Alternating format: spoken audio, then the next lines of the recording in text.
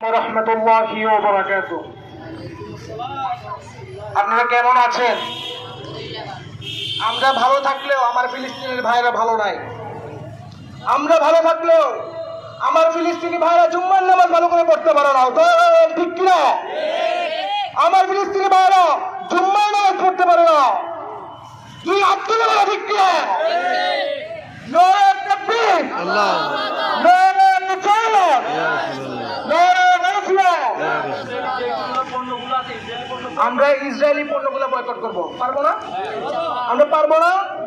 আমরা ইসরায়েলি পণ্যগুলো বয়কট করব। আমরা হয়তোবা হাতে নিয়ে বন্দুক নিয়ে যুদ্ধ করতে পারবো না, কিন্তু তাদের পণ্যগুলো বয়কট করে আমরা প্রতিবাদ জানাচ্ছি। তুই হাত তুলে ঠিক কিনা? তুই হাত তুলে ঠিক কিনা? ফিলিস্তিন, ফিলিস্তিন জিন্দাবাদ, জিন্দাবাদ। আমার ভাই মূল্য কেন? আমার ভাই মূল্য কেন? ফিলিস্তিন, ফিলিস্তিন।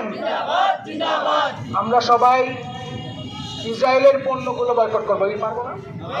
বলেন ইনশাআল্লাহ। ফিলিস্তিনে জয় হবে, এটা কোরআনে আছে, এটা আমার বানানো কথা নয়, এটা কোরআনের কথা। আর আল্লাহ বলেছেন কোরআনের কোনো কিছু মিথ্যা হতে পারে না।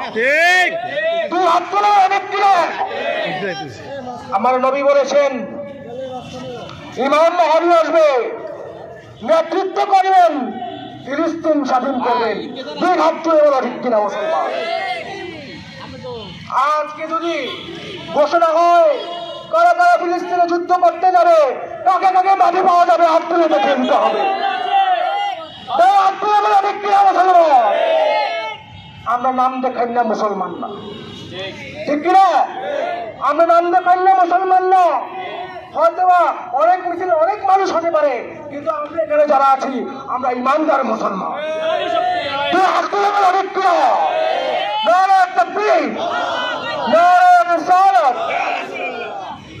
এখন আমাদের মাঝে বক্তব্য পেশ করবেন কারি আহমদ সাব্বির হোসেন চৌধুরী সাহেব, বালুধুম পূর্বপাড়া জামে মসজিদ মুয়াজ্জিন সাহেব। এখন আমাদের মাঝে কিছু বক্তব্য দেওয়ার পর এখানে শেষ মোনাজাত হয়ে যাবে। এখানে বিশেষ করে আলোর পথ গ্রুপ সহ ফিলিস্তিনের জন্য দোয়া হবে। আলোর পথ গ্রুপের 2 বছর উচ্ছেদ হয়েছে, সকলে বলেন আলহামদুলিল্লাহ। 2 বছর হয়ে গিয়েছে আমাদের এলাকায় এই গ্রুপ কখনো বাতিলদের লঙ্গে যায় নাই। এই গ্রুপ সব সময় সুন্নিয়তের পক্ষে থেকেছে।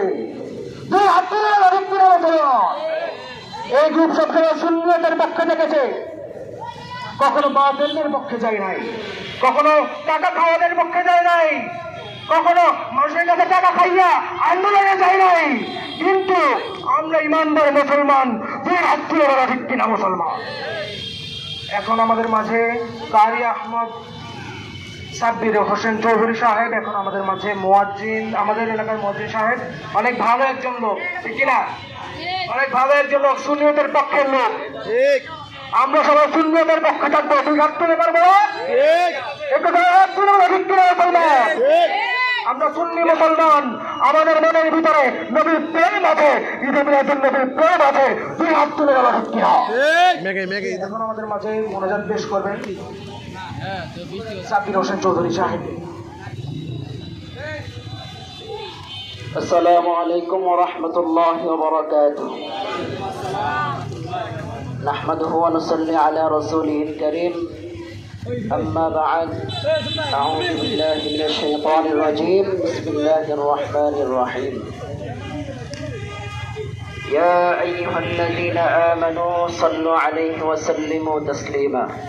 اللهم صل على محمد وعلى آل محمد كما صليت على إبراهيم وعلى آل إبراهيم إنك حميد مجيد.